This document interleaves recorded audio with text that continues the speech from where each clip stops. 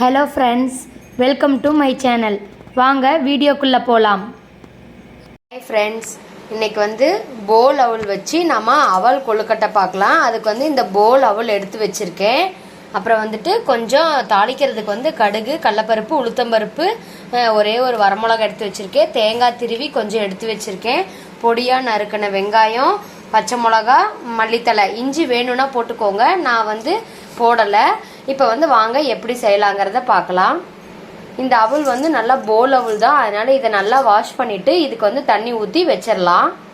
இங்கே பாருங்கள், அவல் நல்லா வாஷ் பண்ணியாச்சு. இப்போ நம்ம கொஞ்சம் தண்ணி ஊற்றி வச்சுக்கலாம். இது 10 to 15 மினிட்ஸ்லேயே நல்லா ஊறிடும்.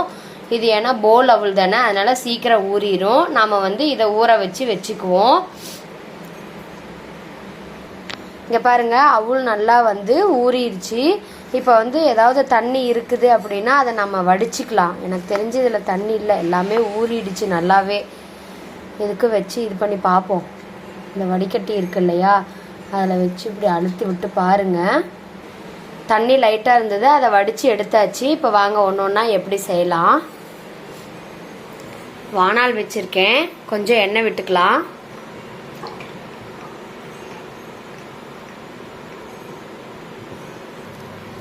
எண்ணெய் நல்லா சூடாகட்டும்.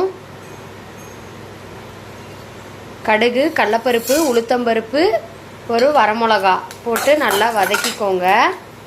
நல்லா கடுகு பொரிஞ்சு வரட்டும்.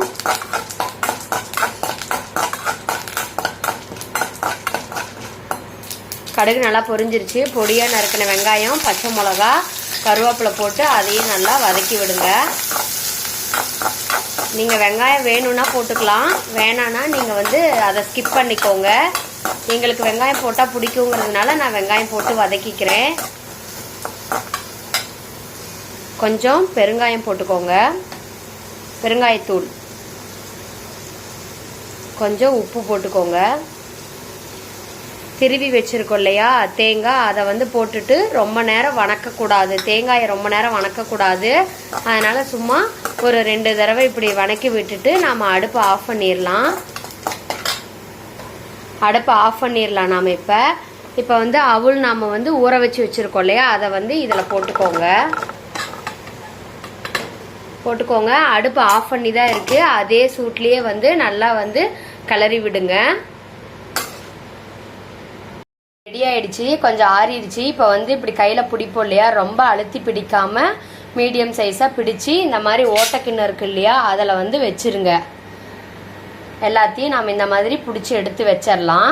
இந்த மாதிரி எல்லாமே நான் பிடிச்சி எடுத்து வச்சுக்கிட்டேன். இப்போ நான் குக்கரில் தான் வைக்கிறேன். தண்ணி நல்லா கொதிச்சிருச்சு. இந்த குண்டானை ஒன்று அடியில் போட்டுக்குவோம், ஏன்னா தண்ணி மேலே வராமல் இருக்கிறதுக்கு. இப்போ நம்ம இதை இதில் வச்சுக்கலாம். வச்சுட்டு இதை மூடி வச்சிடணும். விசில் போடக்கூடாது. ஒரு 10 மினிட்ஸ் ஆவியில் வச்சு நம்ம எடுத்துக்கலாம். விசில் இங்கே போடக்கூடாது. இப்போ மூடி வச்சாச்சு. ஒரு 10 மினிட்ஸ் கழிச்சு நாம் இதை எடுத்துக்கலாம். 10 மினிட்ஸ் ஆயிடுச்சு. இப்போ நம்ம அடுப்பை ஆஃப் பண்ணிடலாம். இதை சுட சுட எடுத்திங்கன்னா ஒட்டும். அதனால் ஆறுனதுக்கப்புறம் இதை பரிமாறினா சூப்பராக இருக்கும்.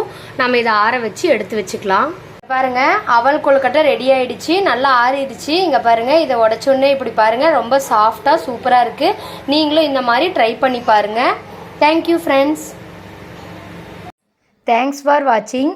வீடியோ பிடிச்சிருந்தா லைக் பண்ணுங்கள், கமெண்ட் பண்ணுங்கள், ஷேர் பண்ணுங்கள், மறக்காமல் சப்ஸ்கிரைப் பண்ணுங்கள்.